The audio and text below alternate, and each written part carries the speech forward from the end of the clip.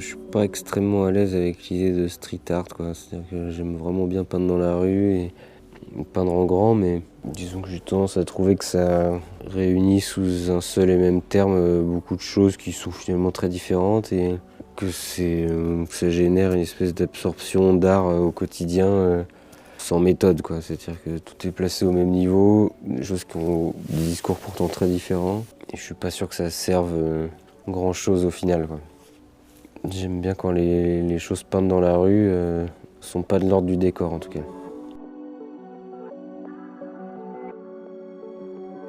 Dès les premières fois où j'ai commencé à aborder un peu la couleur, essayer de représenter des ciels orageux mais avec des lumières perçantes, où les bâtiments par exemple avaient un aspect très orangé, où le ciel lui-même était très gris, bleu.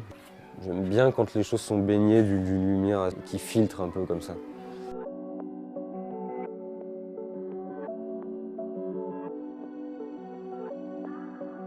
Avec le temps, je cherche peut-être des choses aussi plus sensibles, de l'ordre de la projection mentale, quoi, moins tirées de la réalité directement.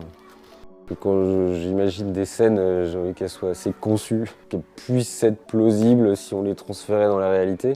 Mais comme elles ne seront pas transférées dans la réalité, elles n'auront pas d'impact négatif en termes de pollution, d'utilisation de matériaux. Elles restent à l'état de peinture et ça me va du coup très bien.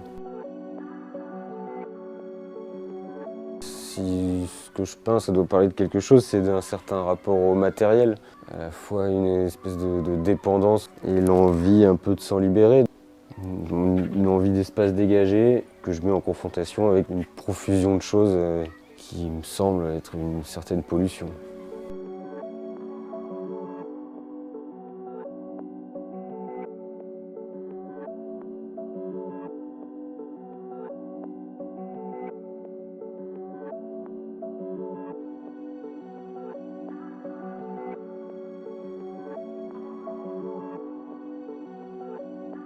Souvent, je peins des personnages plutôt errants, vraiment un peu sans personnalité et comment dire, naviguant dans l'environnement qui les entoure sans avoir l'air de se poser trop de questions.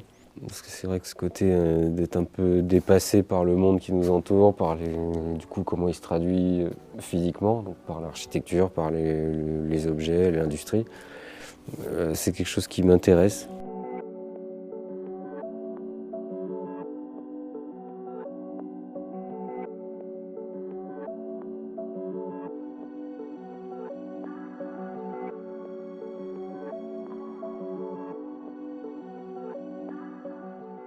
Voir des personnages un peu errants comme ça, au milieu de choses très techniques qui ont nécessité beaucoup de savoir-faire ou beaucoup de technologie pour finalement vendre.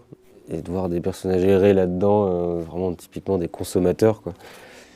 Donc ça les rend assez peu généreux en émotions, quoi, puisqu'ils sont juste consommateurs, juste ils se déplacent pour aller d'un point A à un point B pour obtenir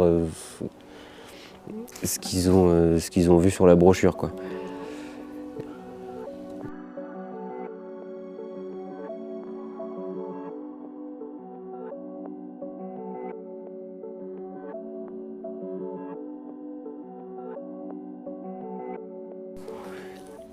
J'aimerais vraiment arriver à donner de la poésie à des choses très actuelles, bien que formellement ça devient de plus en plus difficile, mais je suis tout aussi démuni face à la marche du monde globalement, donc il m'intéresse de la représenter telle que je la vois, en essayant de l'esthétiser un petit peu pour pas perdre complètement espoir, globalement.